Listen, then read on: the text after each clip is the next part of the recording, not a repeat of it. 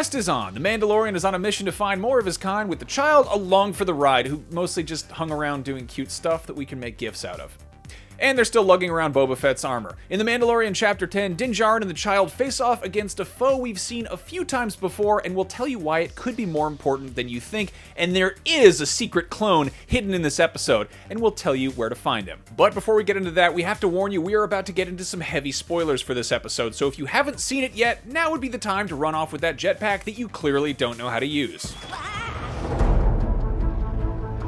So, right off the bat, sadly, Boba Fett does not appear in this episode, but his armor certainly does. Din Djarin and the child are still on Tatooine after killing that crate dragon, still on the hunt for more Mandalorians. Mando, Mando's delightfully sketchy mechanic friend who just so happens to play sabacc with massive insects, helps him find his next lead.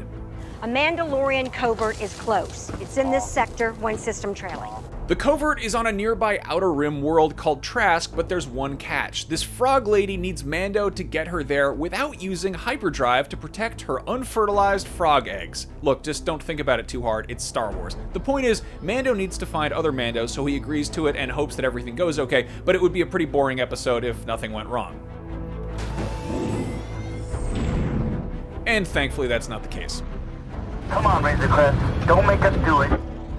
Crash landed on an unspecified ice planet that we were so certain was Ilum when we first saw it in the trailers. Mando has to fix his ship and keep the child from eating the frog lady's precious eggs. No. To middling results. Anyway, in an episode that already features a giant ant and a humanoid frog, we finally meet the true adversary, a bunch of big-ass alien spiders. At first we thought they resembled the spiders from Jedi Fallen Order, but after a closer look, we realized that the spider is something else entirely, and that's where it really gets interesting. It seems almost certain that this is a Krykna spider, and yes, we've definitely seen them before. The original design for the Krykna came from the visual godfather of all of Star Wars, the legendary Ralph McQuarrie. Originally designed as a creature that would appear on Dagobah in The Empire Strikes Back, the Krykna obviously never made it into that film. Do you think it's aggressive?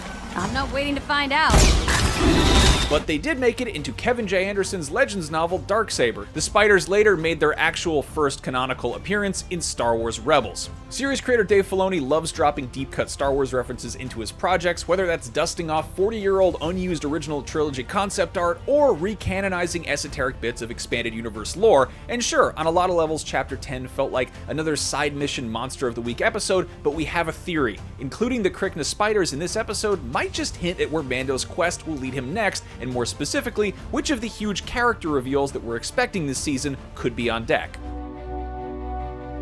As Chapter 10 comes to an end, the Razor Crest is limping its way toward the aquatic world of Trask, where the Frog Lady's husband can apparently point the Mando in the direction of other Mandos hiding there. While the trailers are occasionally misleading on purpose, it seems safe to assume the Mando successfully reunites the Frog Lady and her spawn with her husband on Trask. Which also seems to be where we get a glimpse at this mysterious character played by Sasha Banks. There's been a lot of speculation out there about who she is. A Jedi? A Sith? We'll find out in the next episode for sure, but we don't think the appearance of the Krykna spiders in this episode was a coincidence.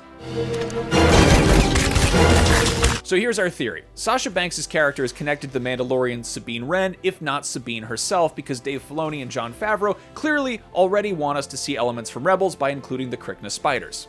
And we all know who Sabine was with the last time we saw her. But what do you think? Where does the Mandalorian go from here, and who is Sasha Banks' character? Let's talk it over in the comments, and if we're way off base, I'm sure we'll have a totally new wingnut theory next week.